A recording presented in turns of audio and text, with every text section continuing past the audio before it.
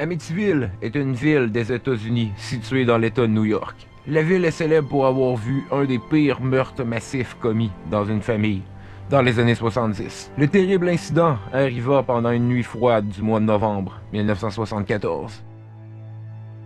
La famille DeFeo était une famille normale, vivant au 112 Ocean Avenue à Amityville. C'était, selon plusieurs, une famille à l'air normale, qui était issue d'origine italienne et catholique de religion. Le mercredi 13 novembre 1974, les membres de la famille DeFeo dormaient tranquillement dans leurs chambres respectives. C'est alors qu'à 3h15 du matin, le fils aîné de la famille, qui avait à l'époque 23 ans, Ronald Jr. DeFeo, aussi surnommé Ronnie, fait éruption dans la chambre de ses parents, avec une arme à feu de calibre 35. Il tire à bout portant sur son père, le tirant à plusieurs reprises dans la tête, style exécution, avant de pointer l'arme vers sa mère et l'abattre à son tour. Il se dirige ensuite vers la chambre de ses deux frères, âgés de 9 et 12 ans, et les abat un après l'autre, pendant qu'ils dorment paisiblement dans leur lit. Il termine son terrible plan en allant dans la chambre de ses deux sœurs, et les exécute une après l'autre, pendant qu'elles dormaient, selon la version officielle.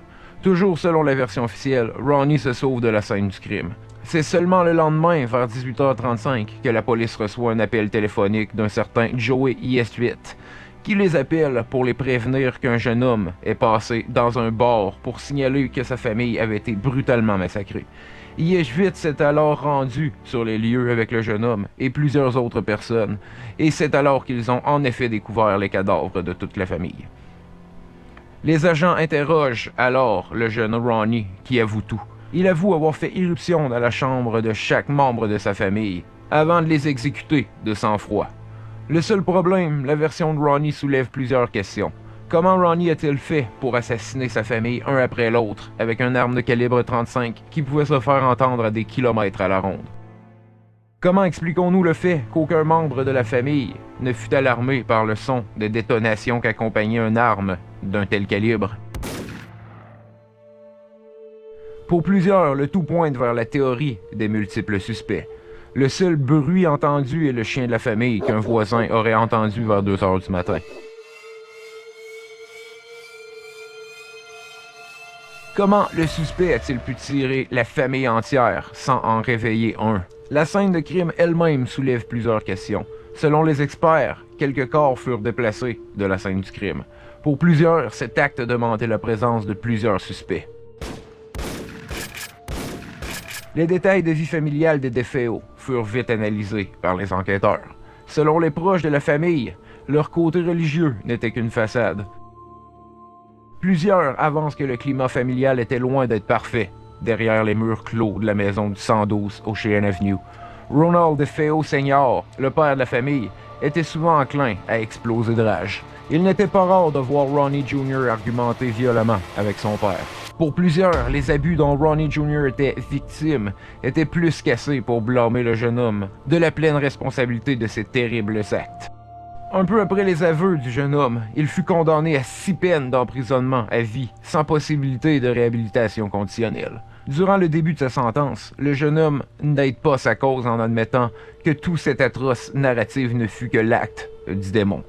Il clame qu'après une soirée bien arrosée d'alcool et de drogue, une femme avec un masque noir lui donna une arme à feu avant qu'il passe à l'acte.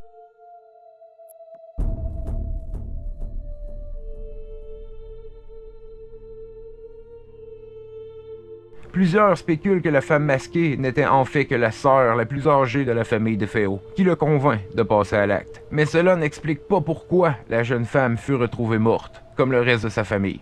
D'ailleurs, des résidus de poudre à canon furent retrouvés sur le corps de la jeune femme, les résidus étant habituellement projetés vers la personne qui utilise l'arme à feu, ce qui pointerait vers l'implication de la jeune femme. Personne ne fut jamais sûr et certain des événements de la nuit du 13 novembre 1974, ce qui n'empêcha pas Ronald DeFeo Jr. d'être condamné à 6 sentences à vie, ce qui lui assure de rester au moins 150 ans derrière les barreaux. Ce mystère poussa d'ailleurs les nouveaux acheteurs de la maison, du 112 Ocean Avenue, de se plaindre des événements étranges survenus dans leur nouvelle demeure. La famille Lux, les nouveaux propriétaires de la maison, avance que la maison a un effet néfaste sur la famille. Leur comportement change. Un des enfants essaya de se suicider. Le père de la famille Lux gagne des traits impulsifs et violents, ce qui n'est pas dans ses habitudes. Sans compter que chaque membre de la famille avance avoir entendu des voix les pressant de sortir de la maison. Pour plusieurs, les esprits de la famille de Féo règnent encore sur la maison et les pressent de plier bagages. La famille appela les Warren, un couple d'investigateurs paranormaux célèbres, à venir leur rendre visite. C'est alors que le coup de publicité prend vie. Plusieurs livres et plusieurs films furent basés sur l'histoire troublante des meurtres de la famille de Féo et sur la situation présente de la famille Lux, qui se dit hantée par cette horrible tragédie. Beaucoup de personnes avancent que le tout n'était qu'un coup de publicité manigancé par la famille Lux et le couple Warren, qui utilisèrent à leur profit cette horrible histoire pour faire mousser un coup de publicité qui leur rapporta des millions de dollars. Alors que d'autres continuent de croire que les événements étaient véridiques et croient encore que la famille Lux était hantée par cet endroit au passé trouble. Un mystère digne d'un film Hollywood.